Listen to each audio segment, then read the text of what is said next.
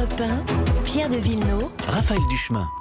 Un texte de la mouvance ultra-gauche revendique, Pierre, des attaques d'antennes relais commises ces derniers jours. Oui, des incendies volontaires. Il y en a eu 3 autour de Grenoble en Isère dans la nuit de dimanche à lundi. Plusieurs dizaines d'actions similaires un peu partout en France depuis plusieurs semaines. Phénomène inquiétant. Plusieurs enquêtes sont ouvertes, Guillaume Biet.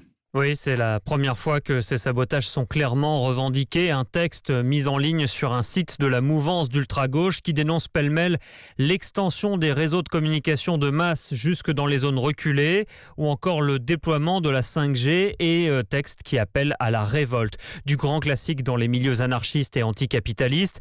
Revendication à prendre avec prudence, même si elle émane d'une plateforme habituelle de cette mouvance.